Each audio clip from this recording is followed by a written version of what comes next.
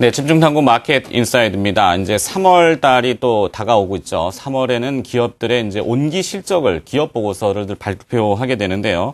자, 이 부분과 관련해서 기업 실적에 대한 이야기 좀 더 자세하게 들여다보도록 하죠. 신영증권의 이경수 연구원 나와 계십니다. 안녕하십니까? 네, 안녕하십니까? 네, 종합주가지수가 2,000포인트를 이제 넘고 좀 주춤거리고 있습니다. 좁은 박스의 움직임이라고 볼 수 있겠는데 기업의 이익 대비 주가 수준은 어느 정도가 적당하다고 볼 수 있을까요? 일단은 지금 현재 주가 수준이 결론적으로는 그렇게 이익 대비해서 과열되어 있는 것은 아니다라고 결론을 내릴 수가 있겠습니다. 일단 도표를 좀 참고를 하시겠습니다. 일단은 코스피 분기 순이익과 코스피 분기 평균 주가의 그래프를 좀 보시면은 한마디로 주가는 거의 이익과 거의 일치를 한다. 거의 이익 수준에 따라서 주가가 움직인다라고 얘기해도 과언이 아닐 정도로 상당히 좀 연동성이 큰 모습이 관찰이 되고 있습니다. 최근 같은 경우에는 지난 분기의 모멘텀보다는 조금 축소가 되지만 그래도 꾸준하게 늘어가는 그런 모습이 나타날 것이다 라고 예상을 할 수가 있기 때문에 현재로서는 평균 주가 그렇게 크게 현재로서는 부담스러운 수준이 아니다 라고 평가를 하고 있고요.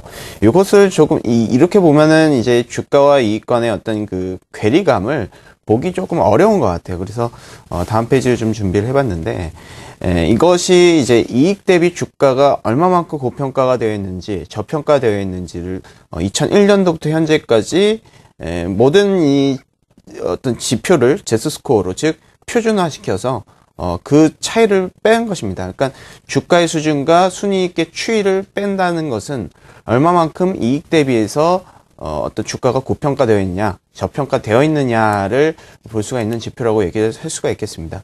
이 지표가 0에서부터 아래로 떨어지게 된다면 이익 대비해서 저평가 영역이게 될 수가 있을 것이고 고평가, 그보다 올라갈 경우에는 고평가 영역이라고 볼 수가 있는데 현재 수준은 0.1이기 때문에 그렇게 이익 대비 주가가 고평가다. 그리고 혹은 2,000선이 상당히 좀 부담스러운 어떤 그런 주가 수준이 아닌가라고 얘기한다라면은 그것은 아니라는 것이죠. 그래서 경험적으로 이익 대비 주가가 괴리가 벌어진 정도 현재 위치하고 있다라고 판단을 할 수가 있기 때문에 현재로서는 이익 대비여서 어떤 주가 수준이 2,000선 정도가 거의 적정하다라는 측면에서 저희는 판단을 하고 있습니다. 그렇군요.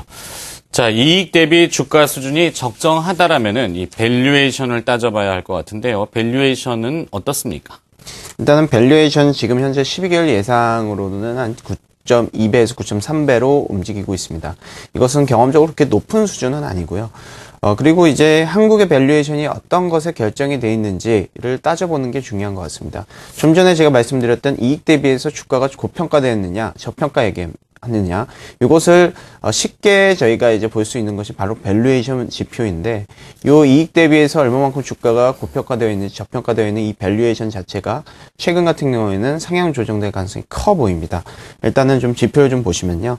한국의 예상 12개월 예상 이 PER과 글로벌 유동성의 적극성 지표를 좀 적어봤습니다. 그려봤는데 글로벌 유동성의 적극성 지표라는 것은 글로벌 자산 시장의 어떤 움직임 자체가 글로벌적으로 어떻게 보면은 이 위험 선호가 나타난다라고 한다면 적극적이라고 표현할 수가 있을 것 같고, 안전자산 선호도가 나타난다라고 한다면은 적극성이 상당히 좀 둔화돼서 소극적이다라고 볼 수가 있겠죠. 그래서 위험 선호도가 높아질수록 일단 적극성 지표가 높다라고 보시면 될 것 같습니다. 최근 같은 경우에는 좀 많이 올라가고 있습니다.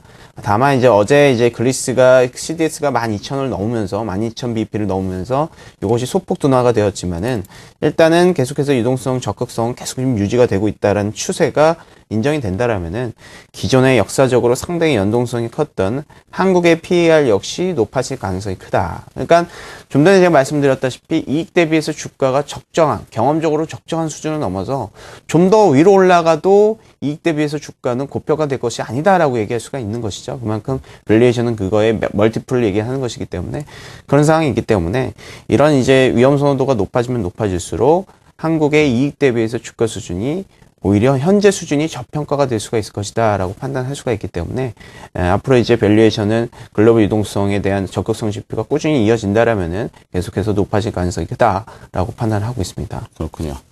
자, 우리가 왜 통상 일상생활에서 부가가치세 이런 얘기 많이 듣죠. value added라는 표현인데 그 값어치를 좀 더 미래를 봤을 때 첨가를 해주는 것이죠. 이것이 좋다. 근데 또 좋은 반면에 경계해야 될 변수도 분명히 있을 것 같아요.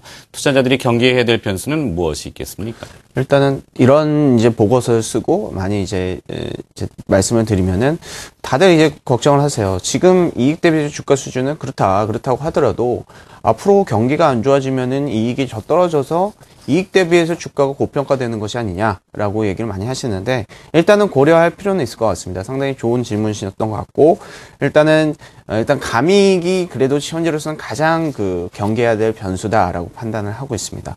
그렇지만 그 감익에 대한 속도가 최근에 많이 둔화되고 있다라는 것이 관찰이 되었습니다. 일단 도표를 좀 보시면은 일단은 올해의 코스피 순익 전망치 추이가 쭉 우하향 곡선이 좀 그려지고 있죠. 그래서 계속해서 고점 대비해서 한 13% 하향 조정이 되었습니다.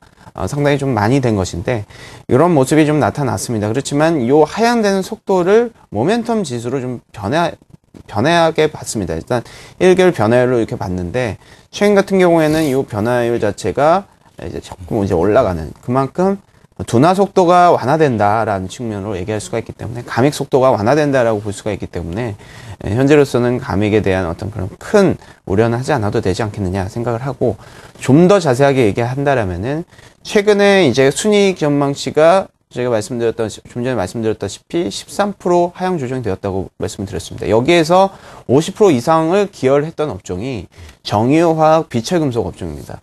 요 세 개 업종이 상당히 크게 이익 하향 조정을 되면서 국내 전체 이익을 감익시켰던 것이죠. 그렇지만 이들 업종군들은 최근에 컨센서스 수치가 그렇게 나쁘지 않습니다. 즉 이렇게 안 좋다가 턴어라운드 되는 업종에 대한 기여도가 높아지면서 한국의 감익이 상당히 좀 둔화될 것이다 라고 예상할 수가 있습니다. 일례로 최근 같은 경우에는 원자재 지수 상승이 돼가지고 뭐 글로벌 경기에 대한 부담이 될 수는 있겠지만은 정유화학, 비철금속 즉 국내 증시 어떤 시가총액 비중을 한 25%가 차지를 하는 이런 업종군들이 어떻게 보면은 긍정적으로 될 수 있는 매크로가 환경인 것이죠. 그래서 이런 이제 원자재 가격 상승이라든지 중국의 어떤 이제 긴축 완화 이런 것들이 앞으로 좀 야기가 될 가능성이 큰데 그런 것까지 같이 감안을 해본다면은 정유화학, 비철금속 업종의 이익이 좀 개선이 되면서 전체적으로 감익을 둔화시킬 것이다. 그리고 결과적으로는 한국의 어떤 이익을 플랫하게도 만들 수가 있을 것이다라고 생각을 할 수가 있기 때문에 이거에 대한 감익에 대한 그 우려는 조금 늦은 타이밍이 아닌가라고 생각을 하고 있습니다. 네. 역시 계량 경제 애널리스트이기 때문에 용어 자체는 어렵습니다. 감익. 자, 미래의 위험 요소를 고려해서 미리 깎아버리는 거죠. 기업들이 일종의 금융기관으로 치면은 대손 충당의 개념이랑도 비슷할 것 같긴 한데, 대략 한 10%는 깎아내려도 만약에 미래가 그렇게 좋지 않다라면은 말이 좀 어렵습니다만 생각보다 괜찮을 경우에는 오히려 그 감익에 했던 이익을 깎아내렸던 부분이 다시 원상복귀할 수도 있는 부분이 있고 자, 그렇다면은 이 10%의 감익을 고려했을 때 현재 수준은 뭐 버틸만하다 이렇게 보면은 주요 업종별로 동향을 좀 살펴본다면 어떻습니까?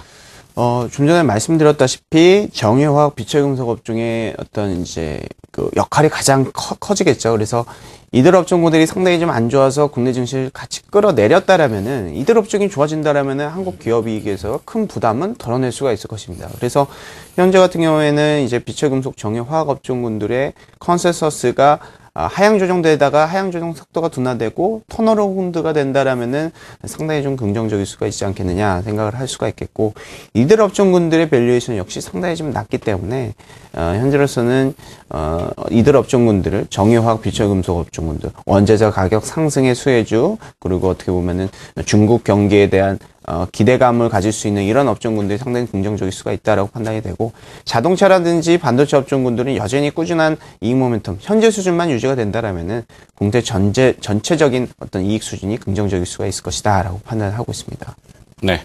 자, 오늘은 계량 경제 측면에서 시장을 또 살펴보고 심도 있는 이야기 들어봤습니다. 신영증권의 이경수 연구원이었습니다. 고맙습니다.